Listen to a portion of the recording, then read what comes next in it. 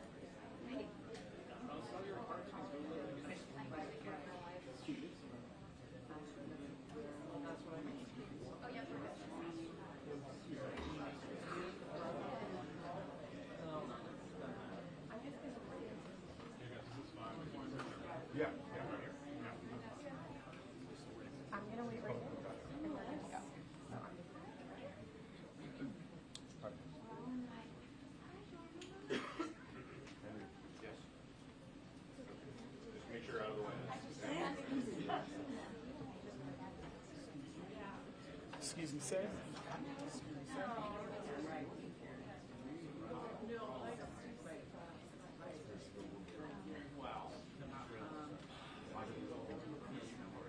I'll be going this way.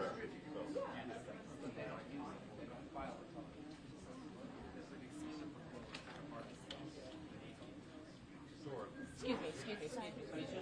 Guys, you guys cannot be stationed here. No, I'm so sorry. I'm so sorry. Oh, excuse me, sir. Excuse me, sir. I'm sorry. I just need a pass. Yeah. I need you guys away from this area. Please go on the other side of the house.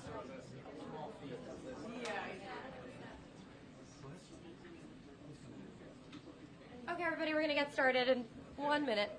Step back, please. Thank you.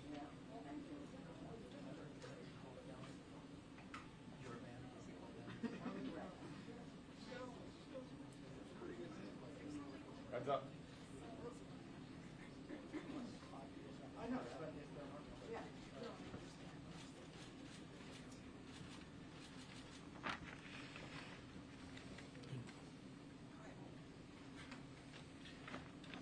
All right. Good afternoon, and I'm Manny Pastriche, the president of SEIU Local 32BJ, and welcome to our union home. This is the home of 185,000 essential workers who clean and protect buildings, residential workers, and it's the home of airport and school workers. We're here to honor the 4 lives that were tragically and senselessly lost on Monday. And at 32BJ, we're here to specifically support the family of Alain Etienne, a security officer who's been part of our union since 2017. Mr. Etienne was a father, a loving partner to Rochelle, a brother, and a son. And he was a security officer working in the lobby of 345 Park Avenue, doing his job, as he always did, engaging tenants, talking about their lives and their families, as so many security officers do in this city every single day. But I will also say that security officers in this city know that they put their life on the line when they put on their uniforms. They're there to do a job, being the first line of defense in each of these buildings, and they know that they're often in harm's way. We know this because we lost Idrissa Kamara in 2015 in very similar circumstances at a federal building on Varick Street. These essential workers are often overlooked and unseen until moments like this that reveal the true value of their work and their contributions. At 32BJ, we will honor Mr. Alain Etienne as a 32BJ hero and a New York City hero. I also want to thank you, Zohran, for bringing us together and uniting us both in the opportunities in the city and uniting us now in the hardest of moments. This is the 4th time we've had the opportunity for you to join us in this building since you became the Democratic nominee. In each case, you've come to listen, to support, to unite people together, and to show positive leadership, and that's a special contribution that we appreciate. I also want to appreciate the outpouring of support that the union's been the recipient of for Mr. Etienne, and that's come to the union, that's come and been conveyed by so many people. It's come from federal, state, and city elected officials that have reached out. It's come from Bruce McLean and Dan Sepulveda from McLean Security, who are here today to also support the family. And it's come from other security companies that at other times would be competitors, but have now united in this moment. And it's come from the real estate industry that has employed so many security officers in this city. I also want to recognize that Blackstone and Rudin companies have also lost folks from their corporate families, and our heart extends out to them, as well as the NYPD and the family of Officer Islam. Our hearts go out to all of those impacted. So now I would like to introduce Smith Etienne, the younger brother of Alain, who would like to say a few words, and I'll just note that he does not plan to answer any questions today.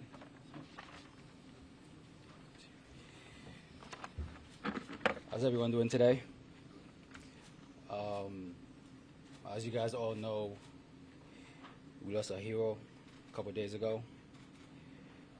He didn't wear no cape. He didn't have any fancy gears. He wore a security officer uniform. My brother Alan was a hard-working man. Always get up on time. Always doing overtime. Always doing his part to make the city of New York a little bit safer every day. Alan was a brother, a son, a loving father, fantastic father. He was a smart dude. As the oldest brother, I look up to him in everything that I do. He always aspired to be a filmmaker, and me personally, I'm a filmmaker. With his guidance and support, I am where I am today as one of the top filmmakers in the Haitian community, and I owe him everything. He's a people person. He's extremely extroverted. Everybody loves him. He knows how to make friends. He knows how to keep contact with everybody that he loves and cares for. It's definitely a big loss for the family. It's a loss for his friends. It's a loss for the city that we're from, Gonaïve. It's a loss for Haiti. And New York City has lost a hero.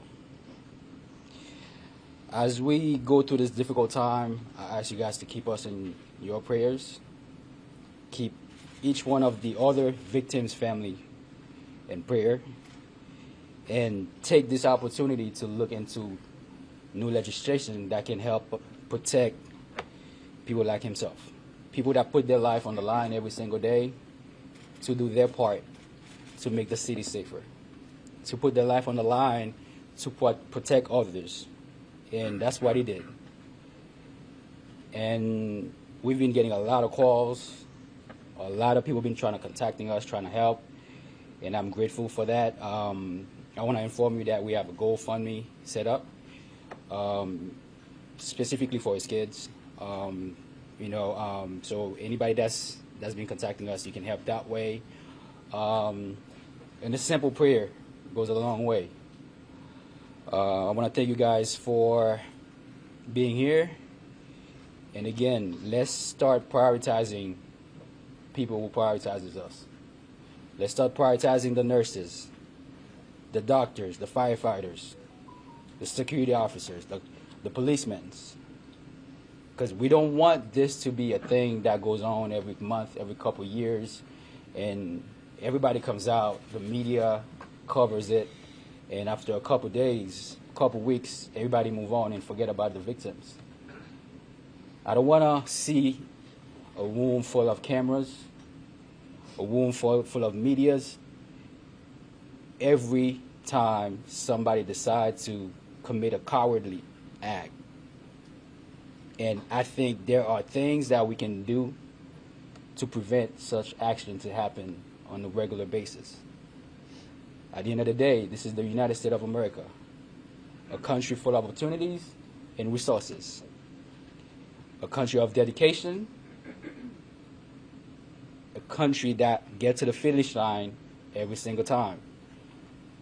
And now it's time to get to the finish line to make sure we have a secure city, a secure state, and a secure country. And I think we can do it if we put the efforts together.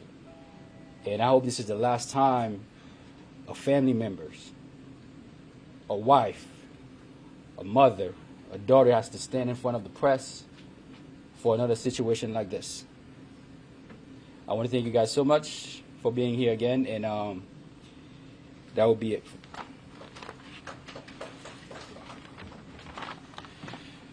All right, thank you, Smith. And now I'd like to introduce Shamsul Haq, the co-founder of the Bangladeshi American Police Association and a retired senior NYPD commander. Thank you very much. Good afternoon. I stand before you with profound sadness and sorrow for the brutal killing of our brother, Officer Didarul Islam. I stand before you today as someone who proudly served the NYPD for the past 21 years. I am also the co-founder and former president of the Bangladeshi American Police Association, an organization that helped recruit hundreds of Bangladeshis into NYPD. I want to thank Mr. Mamdani for visiting the family members earlier today. It means a lot to the family members and the Bangladeshi community. But today I speak not only as a former officer, but I speak as someone who feels like a family member grieving, because that's what it feels like. Officer Islam was more than a fellow officer. He was one of us, and losing him feels like losing a brother. Officer Islam was brutally killed in broad daylight.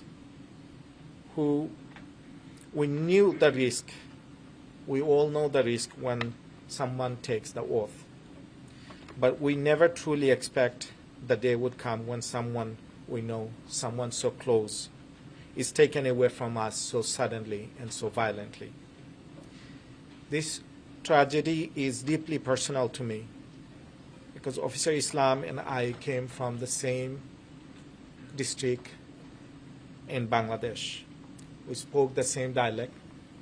We share similar customs. We understand each other. And his death left a hole in our community and in our hearts. Right after 9/11, just like me, several dozen of us joined the NYPD to do two things.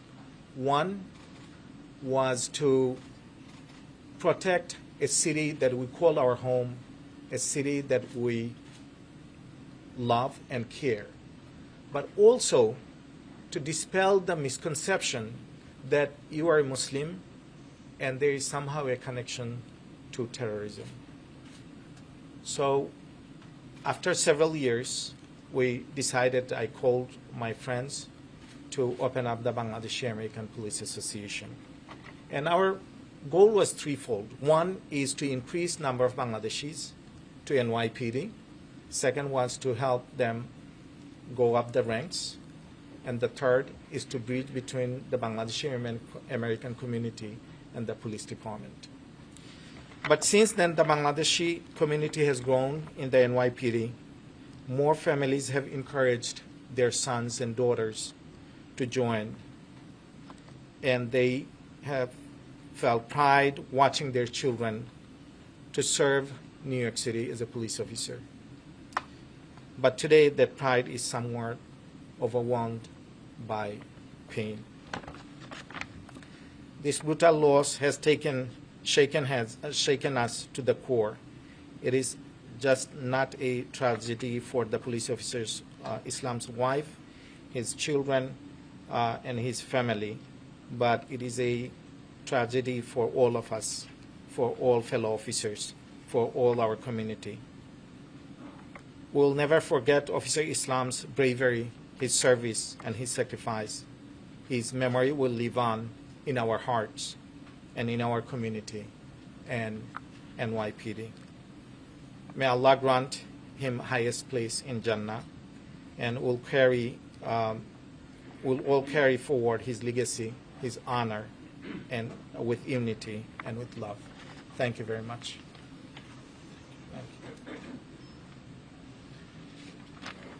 And so first I would just say, Zohran, thank you again for coming to meet with us, meet with Mr. Etienne's family today, and with that I will turn it over to you.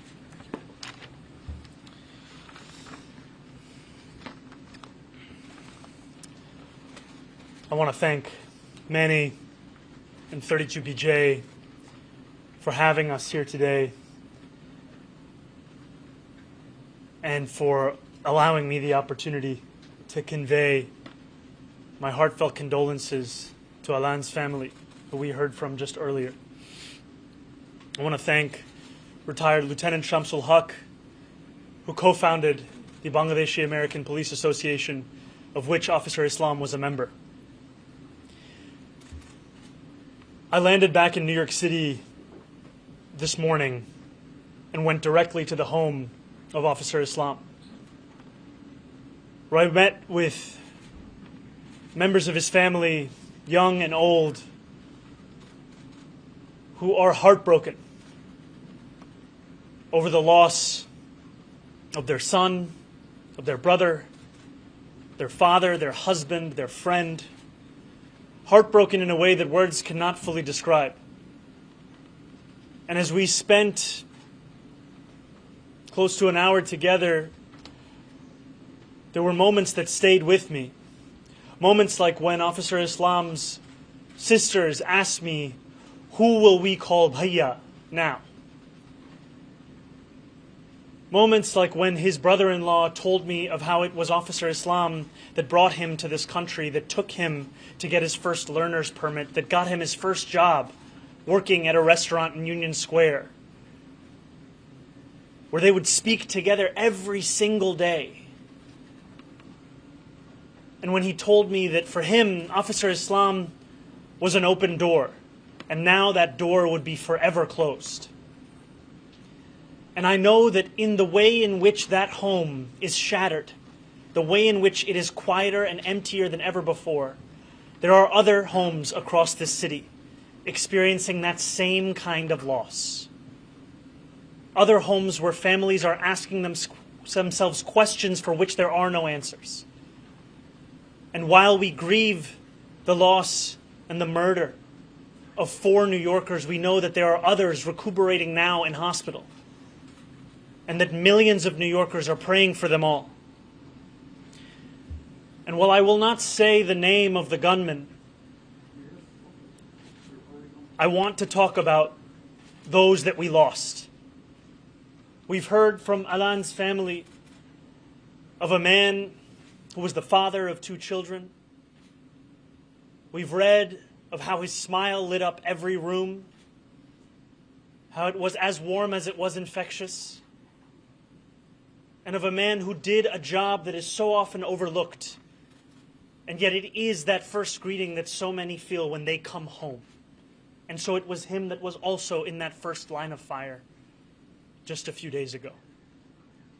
We've heard of Officer Islam,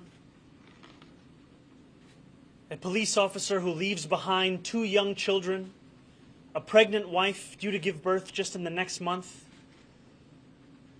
2 aging parents, one of whom is struggling in his own health. And we know also of Wesley LePatner, who was a New Yorker that shone brightly across this city, who served on the boards of the Metropolitan Museum of Art, the UJA Federation, the Heschel School, who served on the board of the Yale University Library Council, who is remembered by friends and by colleagues for the incredible achievements she leaves behind, and for the 2 children and husband that mourn her today, as do all New Yorkers. And also of Julia Hyman, a 27-year-old New Yorker who grew up here, who attended Riverdale High School, captained 3 different teams in her senior year, attended Cornell University, for which she just went to a 5-year reunion, and was remembered by colleagues at her workplace today as a superstar. A life cut short by a senseless act of violence. And as New Yorkers across the 5 boroughs and Americans across the country mourn this mass shooting, we are reminded that no matter how strong our gun laws are in this state, we are only as safe as the weakest laws in this nation. And so in this moment, the onus is on all of us to follow the words of Alan's brother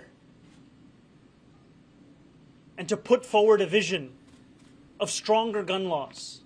And I echo the call from Governor Hochul for a nationwide ban on assault rifles, as it is horrifying to each and every one of us in this room and beyond that a man with such documented mental health struggles was able to purchase a weapon, leave alone a weapon of such devastating capability. And we know that the consequences of national inaction, though we feel them this week in Midtown, we know that they join a list of so many other places across this country. Be they Uvalde, be they El Paso, be they Sandy Hook, be they Charleston.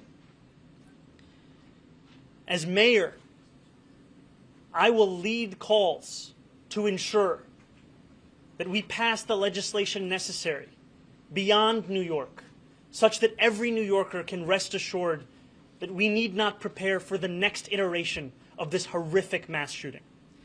And we know that mass shootings are sadly all too familiar for New Yorkers themselves, as we experience them whether on our street corners or even on public transit. And though we have made strides towards making this city one that is free of that gun violence, we know that there is so much work to be done. And in this moment of mourning and of grief, I want to thank law enforcement for their response to the horrific shooting on Monday and their work in keeping New Yorkers safe. I ask that in this moment we come together as New Yorkers and we remember the 4 of our neighbors that were killed. We honor their memories and we live up to the way in which they led their lives. Thank you.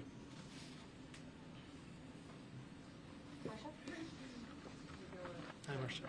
Thank you. I'm wondering, I know you just talked about the fact to honor the people who responded Monday.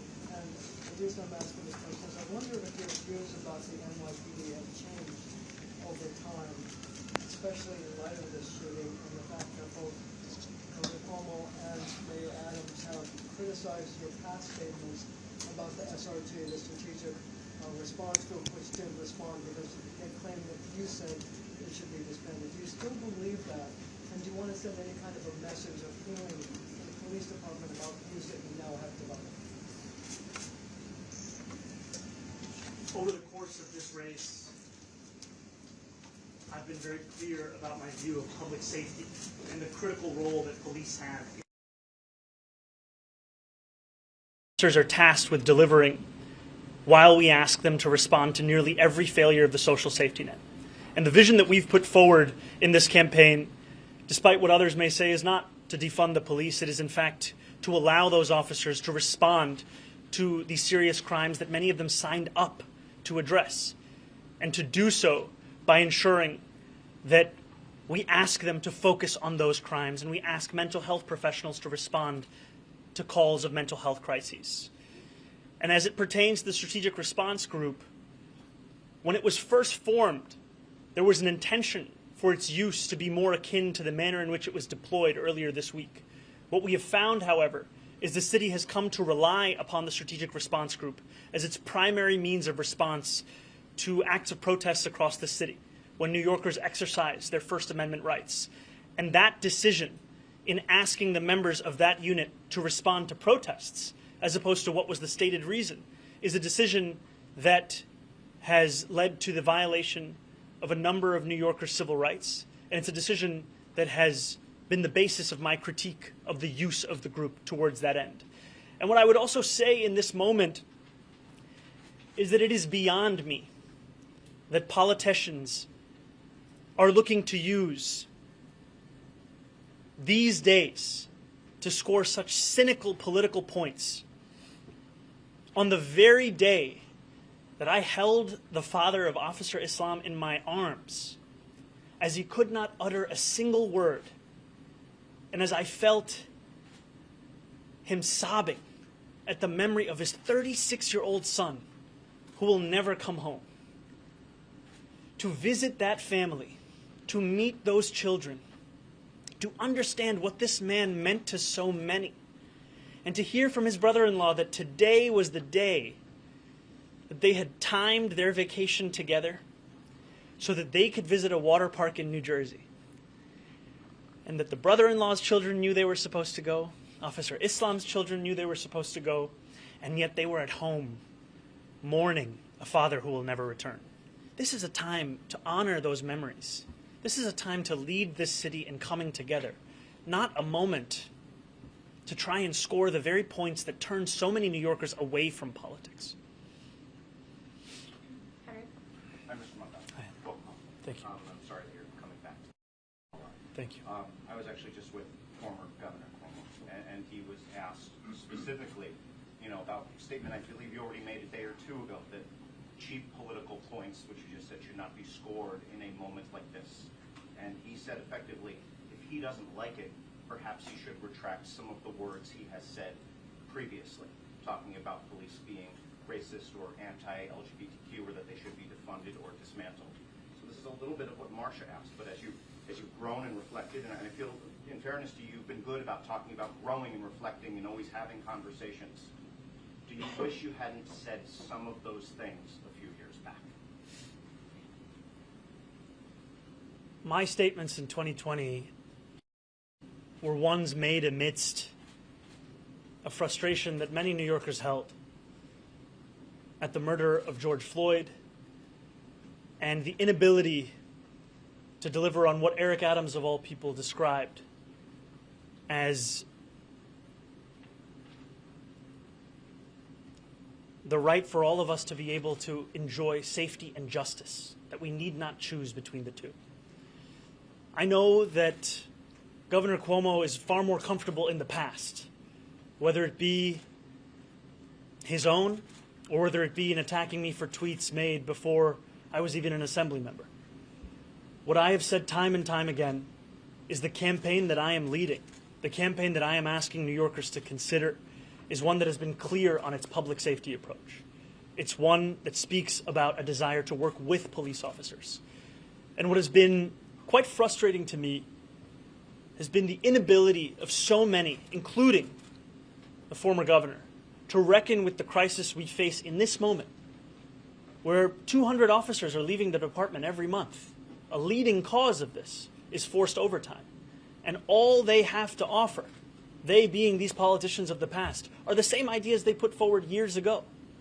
What I am speaking of is a vision that will not only address public safety, but also keep officers in this very police department, will ensure that they can actually respond to the crimes that are being committed in this city.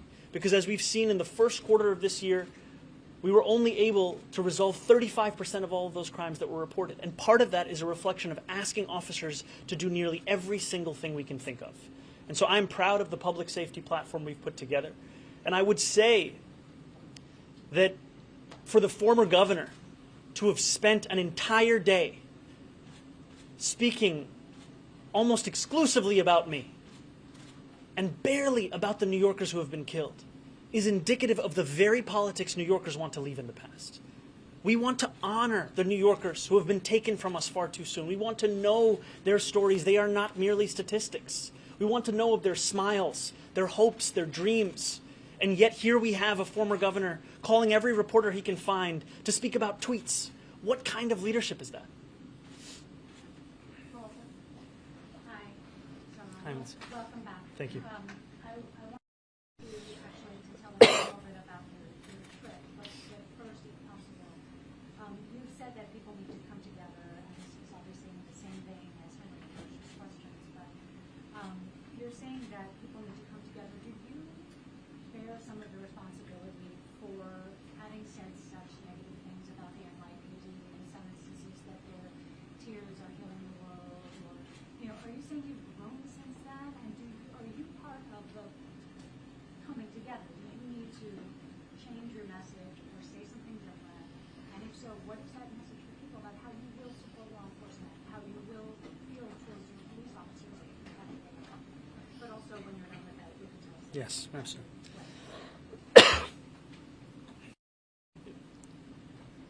To be the mayor of this city is to work closely with law enforcement to deliver that public safety. And the experience that I've had in running for mayor has been a privilege in getting to know more and more rank and file members of the department, in understanding just how difficult we have made their job. And as I visited Officer Islam's home this morning and met with another officer who told me of how she has sadly had to console other families of police officers in the past, it is clear to me, as it is clear to so many New Yorkers, of the immense risk that so many take upon when they do this work. And what I will be as the mayor is someone who recognizes the work that these officers do, who looks to ensure that they can actually deliver on that same work that brought them to this department, and who is focused on the outcome of public safety. Because what has happened far too often is a distilling of that which either provides or denies New Yorkers safety into a political discourse, where we spend far more of our time trying to score these kinds of points than in asking ourselves, how can we ensure that New Yorkers are safe? And while we have made strides in that safety, clearly we are still home to a site of a senseless mass shooting. And so there is much work for us to do here in New York City, but there's also so much work to be done at a national level. And that is why, again, I appreciate Governor Hochul taking this moment to point not only New Yorkers but Americans towards a way in which we can ensure that history does not repeat itself. Can I follow up Please. briefly? Since I don't hear you saying, you're not retracting what you've said in the past, you're not saying I no longer feel that these tweets are going to keep resurfacing by your rivals. How will you avoid, as a candidate, this subject coming up again and again if you're not sort of addressing those words and kind of putting them into a local context? Andrew wishes he was running against me in the past. He wishes that he was still living in the past, where he was the governor of this state. The sad reality for him is that he is running against me now in 2025.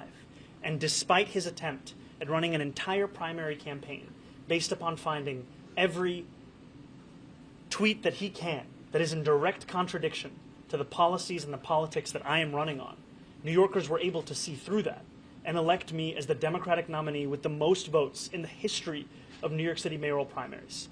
And so if he wants to continue to try and litigate a race based upon tweets that are clearly out of step with the vision that I have, with the statements that I have put forward, then he is free to do so, because what he will find is that New Yorkers are more focused on the now and the vision that we have for the future than they are on an attempt to litigate this city through a medium of tweets. Did you want to say anything about your wedding celebration? How you spent the last couple of weeks around?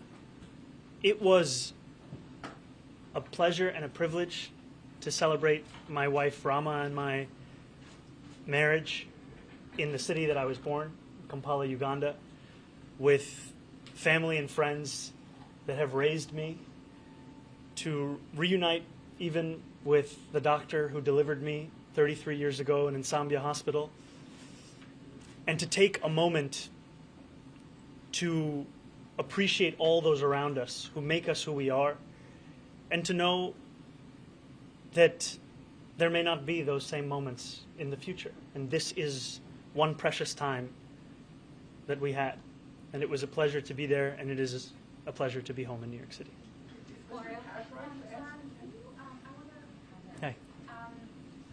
Part of what the former governor brought up as well yesterday in his many comments was that comments like the ones you've made are part of the reason why the NYPD and many other police departments across the country are having a hard time recruiting officers, retaining officers, and that he believes it's language like that that has really affected the morale of departments across the nation. I guess I wonder if you could speak directly to police officers in this moment, especially the officer, the security officer that was killed, but also the police officer that was working security for that building, a young veteran of the department. Many of these young police officers feel the need to have a second job. Talk directly to police officers in the city in this moment who see the language, who see the political discourse, and wonder if that's no longer a career that they should pursue or want to be part of. To the families of Aland and Officer Islam, and to security guards and police officers across this city, I want to thank them for the work that they do each and every day. And as we heard earlier, it is oftentimes work that is overlooked. It is work that we do not remember until moments such as this. And it is work that is difficult. It is work that inspires questions like the one that was asked by Officer Islam's mother when he went from being a school safety agent to becoming a police officer. She asked, "Why do you want to take on a job that is so dangerous?" And he said, to leave a legacy behind that his family would be proud of. And I know that that is a conversation that so many have across the city. And it is work that I truly appreciate. And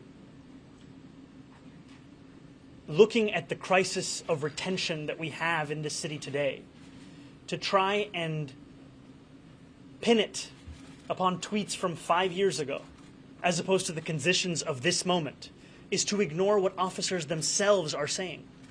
When you ask officers why they leave, one of the leading causes they cite is forced overtime, an inability to have a quality of life when they know they are actually going to come home.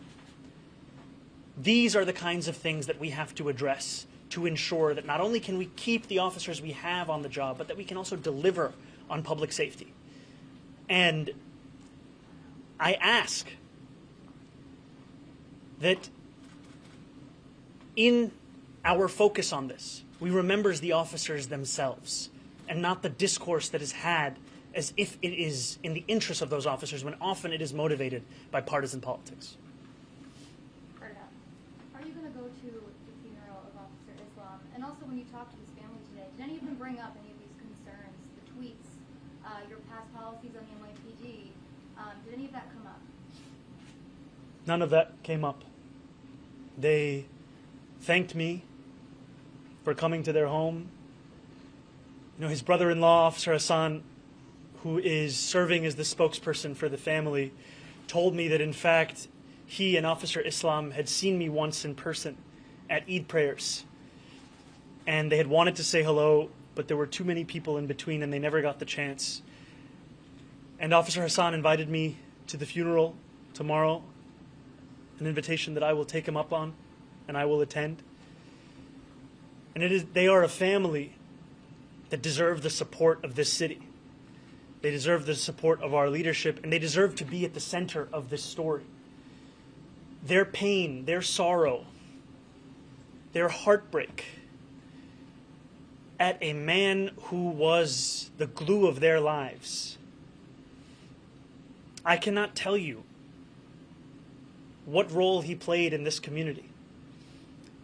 His family lives across Parkchester, Astoria, Jamaica, a family that has celebrated him for years, that has looked to him as a person they can all count on.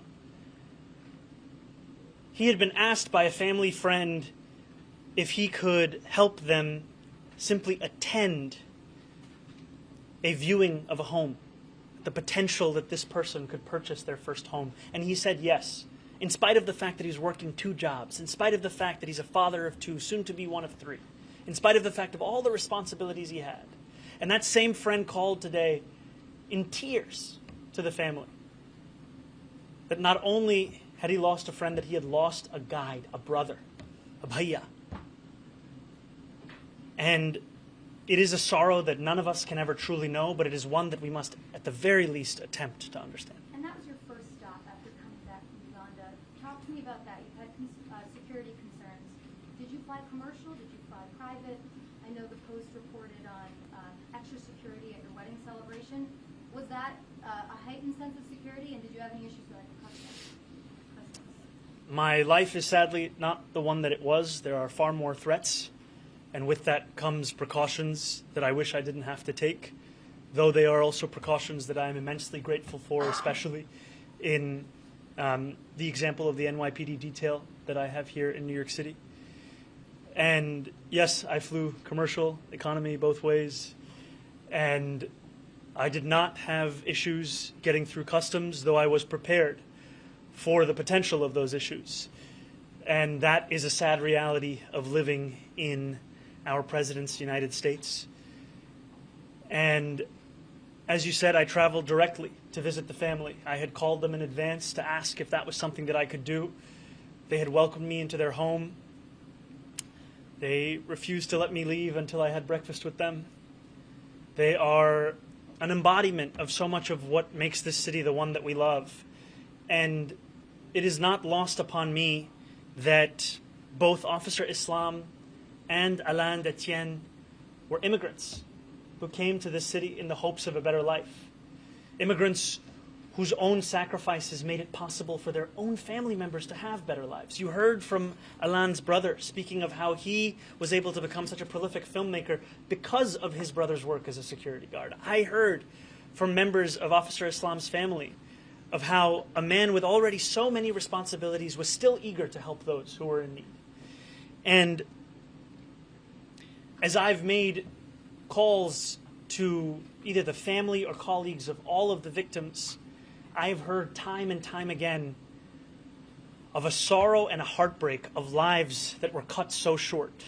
No matter if they were 27, if they were 36, or if they were in their 50s, we are speaking of New Yorkers who had so much left to offer the world and who leave behind families that cannot fully comprehend what it means to live in this world without them. Yeah, Liz. You talked about the SRG as originally created for, I guess, emergency responses as opposed to dealing with protests and civil unrest. I'm curious if you thought about, if you were to be mayor, how would you re-envision how the NYPD, like what kind of officers they deploy both to emergency response and also protests? It sounds like you want to disentangle. I think what we saw on Monday was an example of how we would want a response to look like to an emergency. What we also see, however, in this city is the treatment of protest as if it requires the same. And New York City is a city that is proud of its history with protests and its exercise of the First Amendment. And what we have seen, however, is an inability to follow the rules and regulations that protects the rights of all those New Yorkers who exercise them. And what I am interested in as an outcome is how to live up to that city where New Yorkers need not choose between safety and justice, where both are delivered. And that means abiding by the rules that we've seen on kettling. That also means ensuring that we do not settle for misconduct lawsuit after misconduct lawsuit as it pertains to protests and the policing of those protests, but instead we change the manner in which we respond to those protests in the first place. You would disband the SRG, but you've come up with another emergency response team. There is a need to ensure that every act we take is one that is actually delivering public safety. And what we see right now, especially with regards to how we respond to protests, is not in line with that. Thank you. Did Officer Islam's family say anything about whether they're inviting Andrew Cuomo to the funeral tomorrow? And then I also wanted to ask about your trip. While you were away, some of your critics found it offensive that you didn't try to return to New York City earlier after what happened Monday. Did you try to return earlier? Officer Islam's family did not bring up the former governor in the time that I spent with them. I was originally scheduled to return this morning to depart Uganda on the 29th of July. As the news of the shooting broke, my team and I looked into earlier possible travel back to New York City and found, in fact, that our originally scheduled trip was still the earliest possible time that I could return to New York City. Just curious, the phrase defund the police has essentially become relatively toxic in the past few years, given that it's a political loser now. But you have said that you do want to reduce the budget for overtime over at the NYPD instead. What exactly is the difference between defunding the police and that? How would that have hopefully prevented what happened yesterday? Calling for a reduction in overtime is a call that nearly every candidate has made over the course of this campaign, and even Mayor Adams ran on in 2021, pledging, I think, to cut it in half within a short period of time. And what it speaks to is not just the way in which that we have seen that number rise year after year without any attempt at answering the cause of it, but also to what I was saying earlier, which is that many officers who are leaving the department, of which we see 200 every single month, cite forced overtime as a reason that they depart, because they do not know when their shift will end. They are working doubles, they are working triples, and we are asking these officers to do far more than any one person should be doing. And so what I am looking to do is lead a police department whose focus is on public safety, whose focus is on retaining the police officers that we have, and on ensuring that we are asking officers to do the job that they signed up to do, not to respond to the failures of city government's ability to respond to the ripping apart of our social safety net. How would the Department of Community Safety be any better in terms of replacing what you're calling for to go away?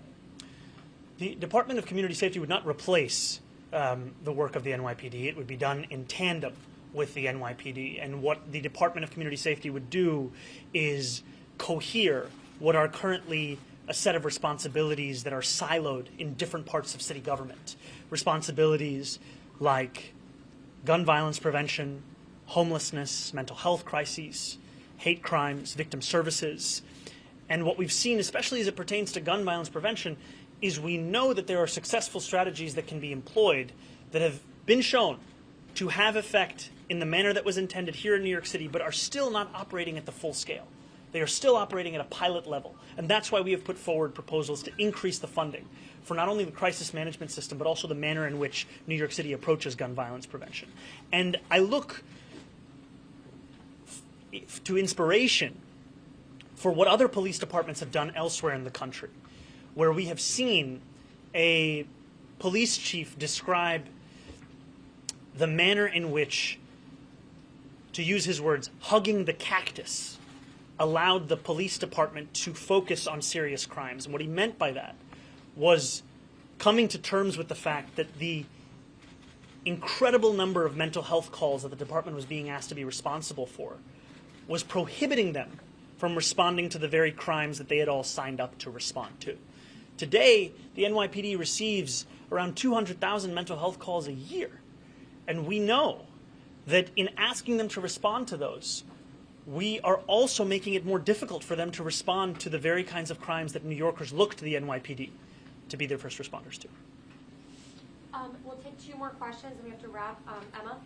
Hi. So can you take us, were you asleep when the shooting happened? Were you awoken during the night? And then in those hours afterwards, I think it was like 3 or 4 in the morning where you were, did you speak with the mayor, the police commissioner? It sounds like you spoke with the families before you got on the flight. I was awoken by a member of my team, Morris Katz, around 4 a.m. local time in Uganda and informed of the news of the shooting, soon after which we put out a statement. In the day that followed, I spoke to a number of New Yorkers,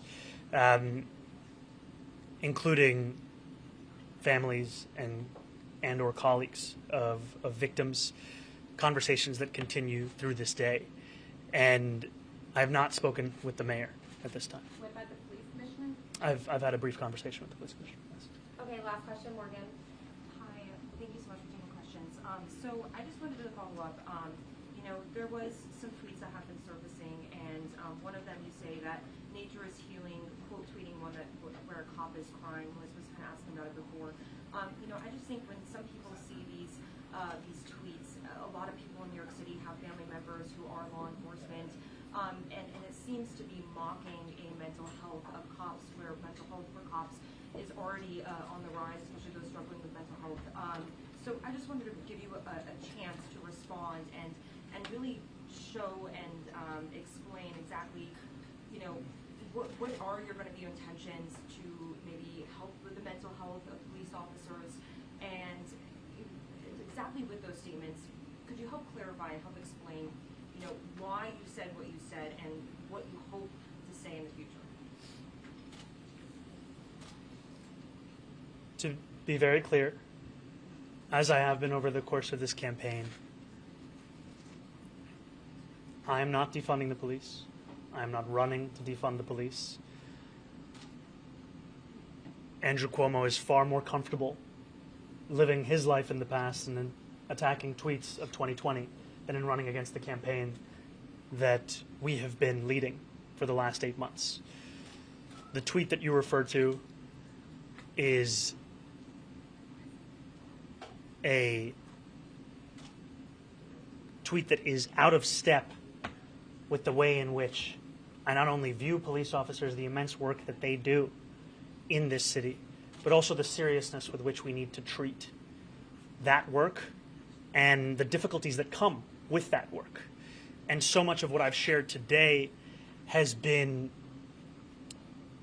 out of a vision of how to deliver on that which motivated so many to join the department.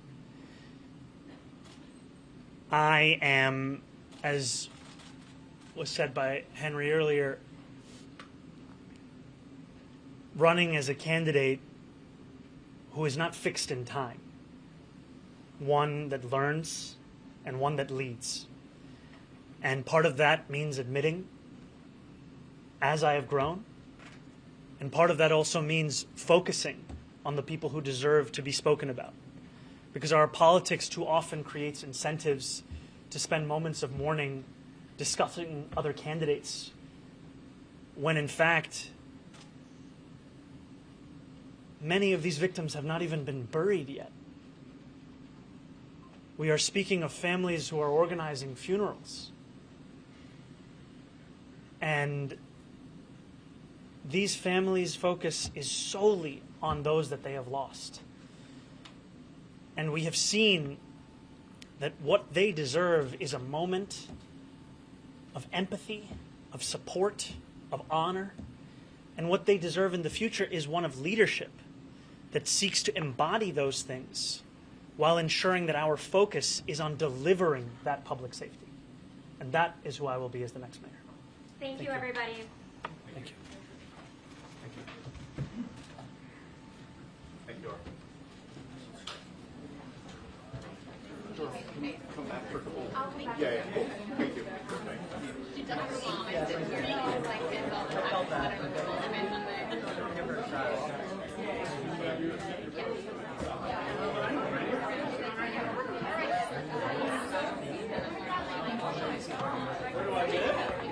CBS. Hey, uniform. Yeah, thank you.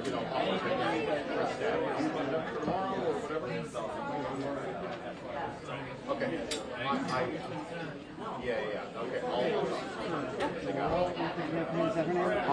I'm not with campaign. I'm with media. Yeah. Sorry. It may still be on, I forget. I'm sorry? Questions not allowed. We got it. So stupid. Oh, it's got it.